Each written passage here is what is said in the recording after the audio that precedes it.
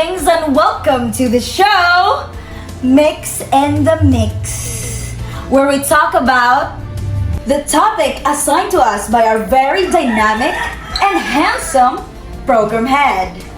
I'm your host, Mecca S. Ocampos, and I can't wait to share today's discussion with you.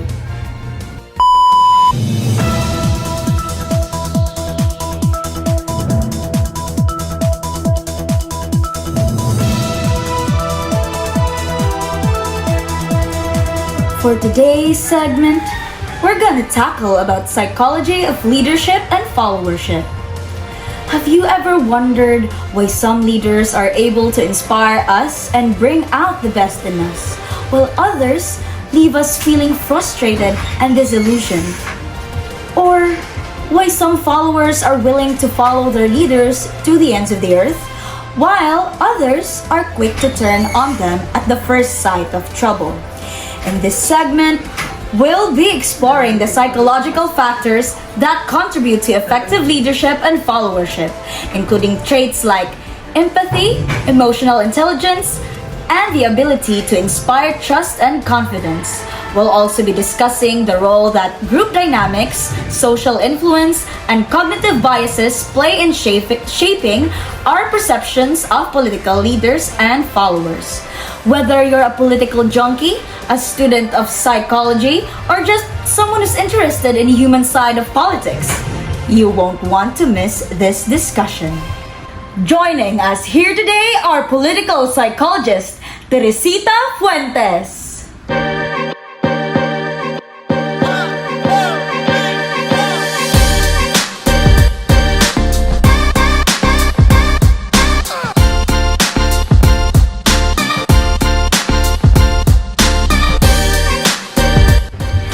And political scientist Christy Toto Picori Jr.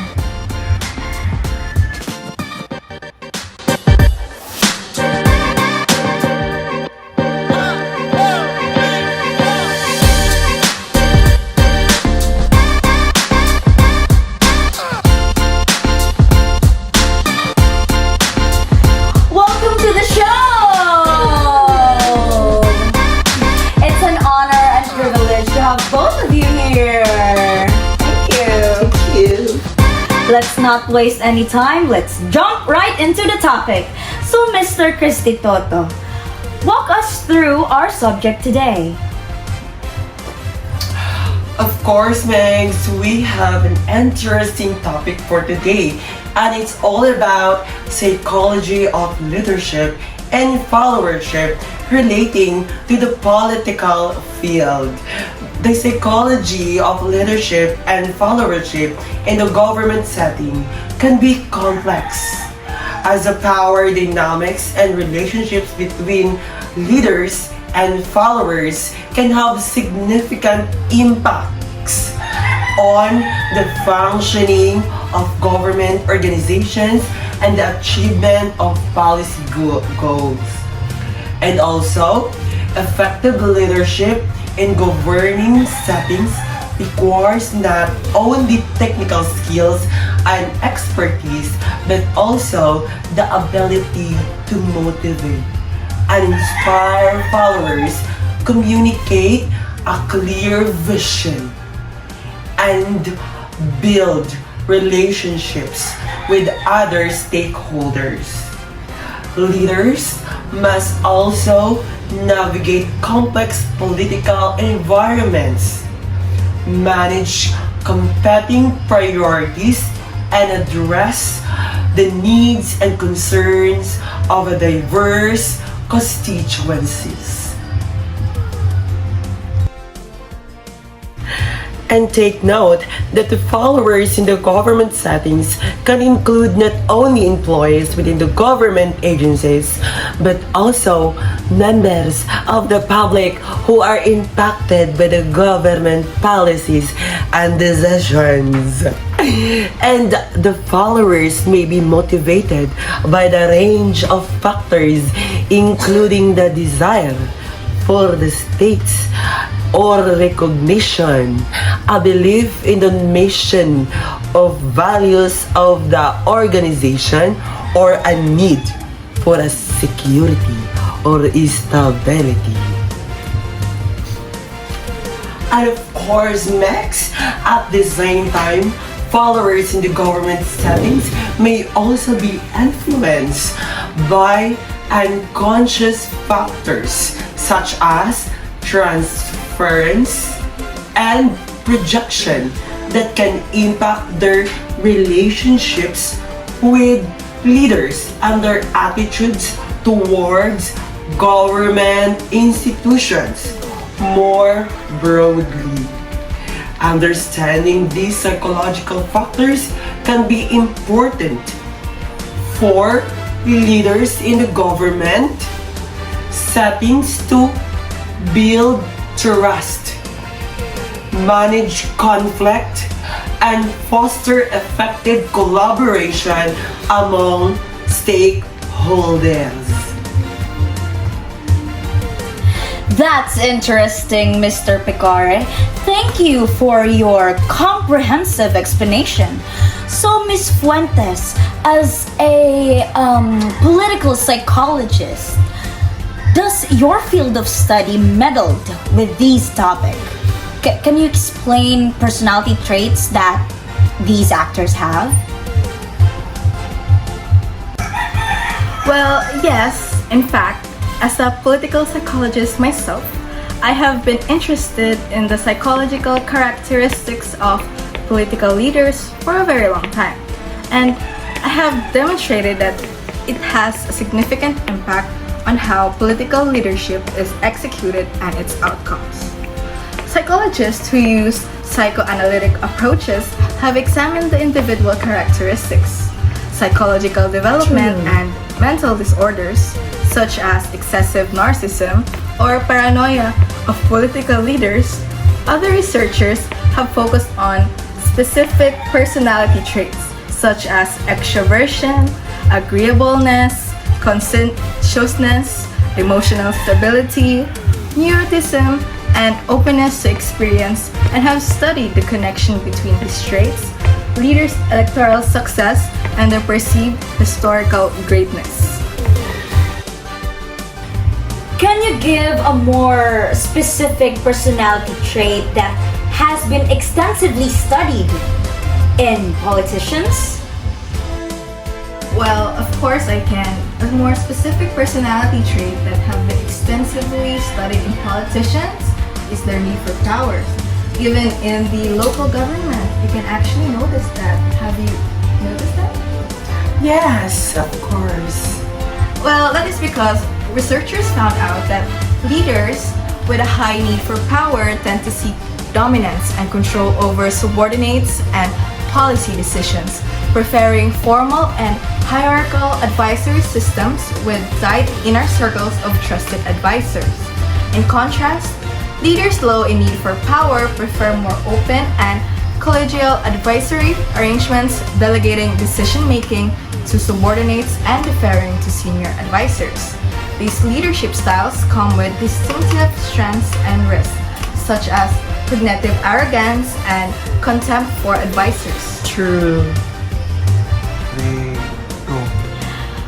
I think that is a relatable or observable event, not just in our political system, but globally. So, here's a question to our viewers.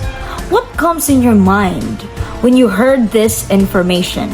And can you provide any happenings that relate to this?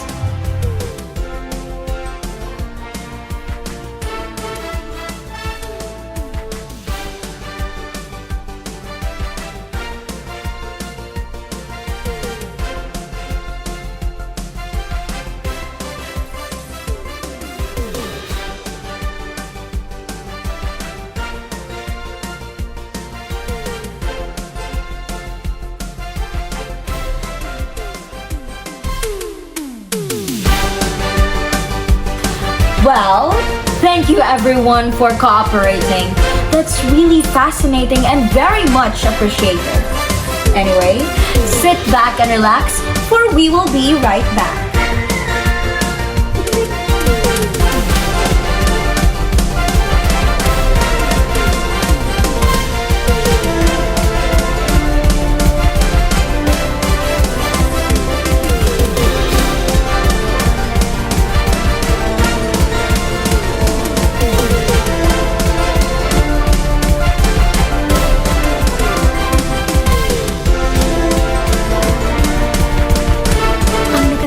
also can be harsh down there. Pwedeng makadry and irritate.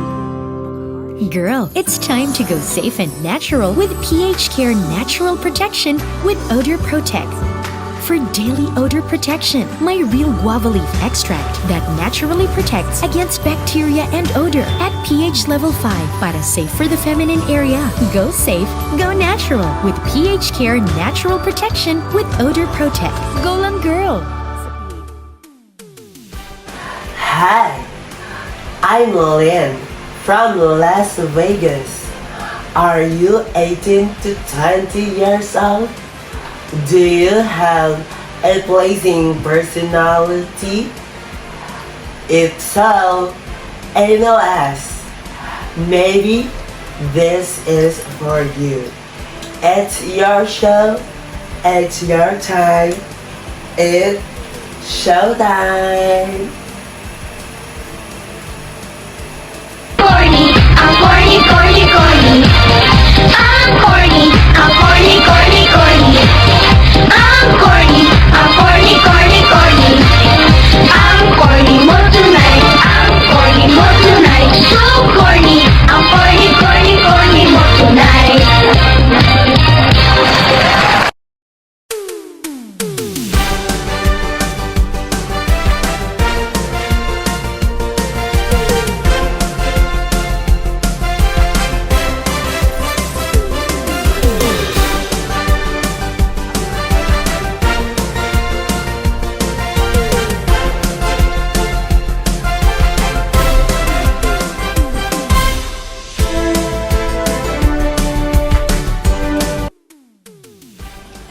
Welcome back, Earthlings! I still have with me our lovely guests. Since we have a change of outfit, our guests will bless us with a drip check. Let's go!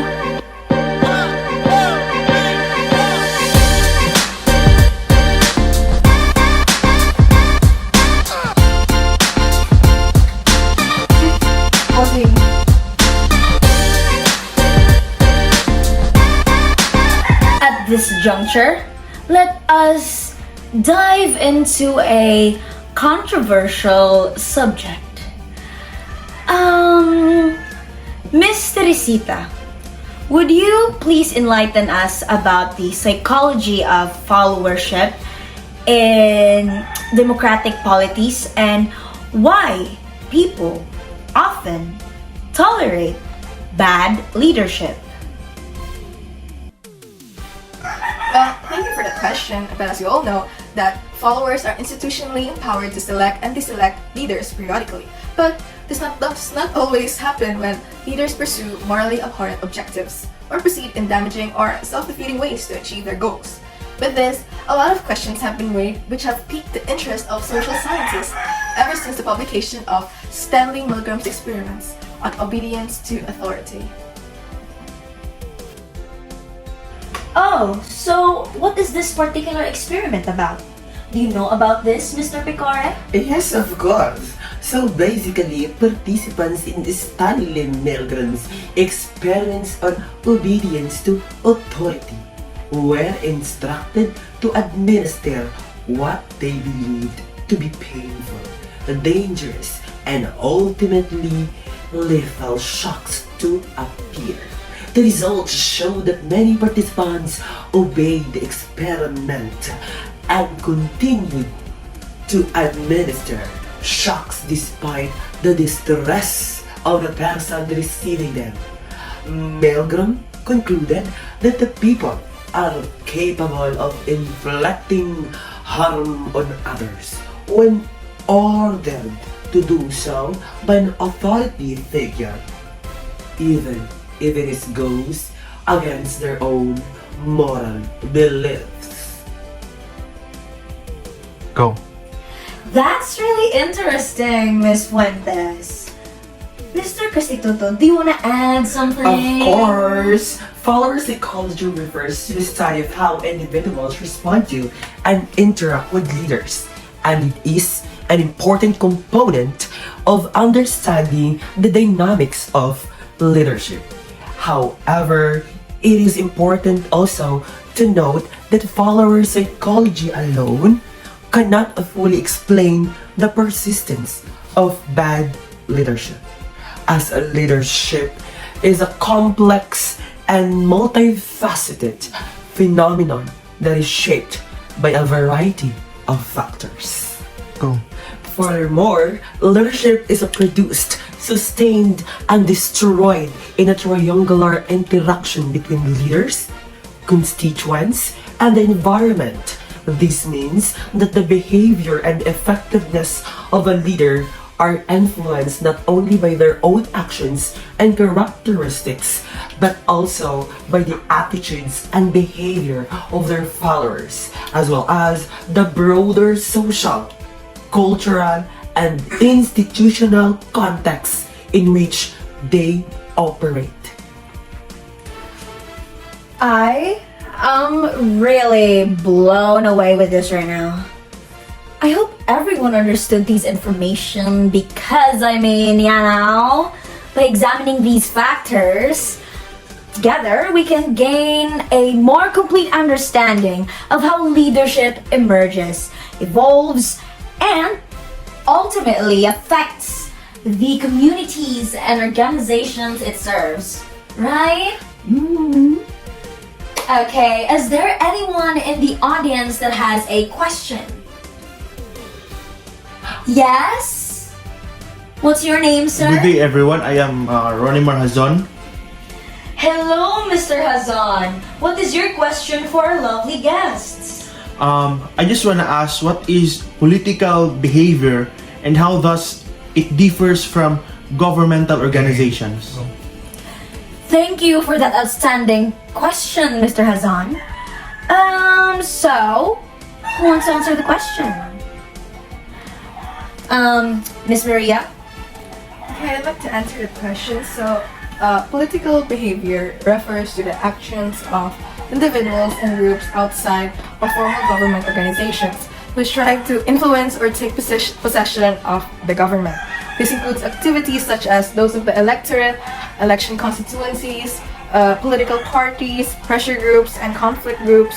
On the other hand, governmental organizations refer to the formal and legal structures of the government, including the legislative, executive, and judicial branches, as well as various bureaucratic agencies and institutions. The focus of the study of governmental organizations is on how they are structured, how they operate, and how they interact with each other and with the public.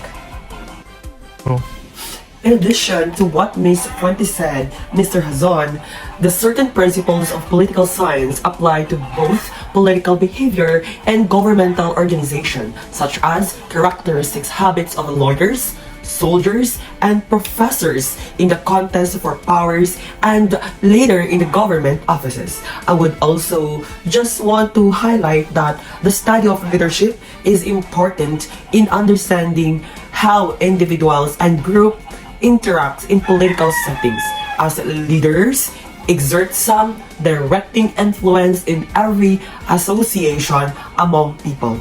Political leaders can be identified as any person or out of established political position whose political activity has more influence on a group's behavior than activity of an average member.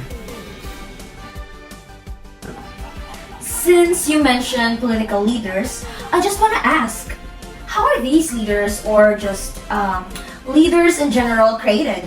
Do they develop like abilities through their experience in such typical political activities as organizing, bargaining, or fighting? Well, these questions that you've asked, Ms. Mix, is extremely common, and in raising these kinds of questions, we must remember that there are many roles of leaders. To play leaders, maybe party organizers, legislators, judges, executives, diplomats, or soldiers. And we must ask how leadership is molded by the functional demands of each situation. To fully understand leadership, it is important to examine the reciprocal relationship between leaders and their followers. as well as the relationship between groups in the same environment. Recent research suggests that followers strategically promote dominant individuals to leadership positions to enhance their ability to aggress against other groups. However, followers also intuitively fear exploitation from dominant leaders, and there are dedicated mechanisms for identifying and counteracting such exploitation in the political psychology of followership. In addition to that, Ms. Mex, I have learned that in a leadership, a leader must find a way and leads the way. That's a very valuable insight, Mr. Picard. I can see now the relationship between these two and the factors that influences them. I hope this discussion has helped you understand our topic today. So thank you for joining us here today on Mix in the Mix. We hope you enjoyed the conversation and gained some valuable insights from our guests. Before we go, I'd like to take a moment to thank our guests, Ms. Teresita and Mr. Crisitoto, for sharing their expertise with us.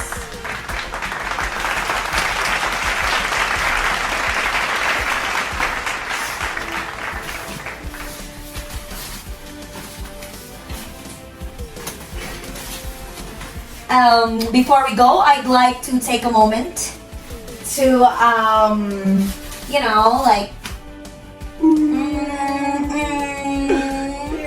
yeah. Remember, if you want to stay up to date with future episodes, be sure to follow me on my Facebook page and subscribe to my YouTube channel. Once again, thank you for tuning in, and we'll see you next time. Peace. I love my heart.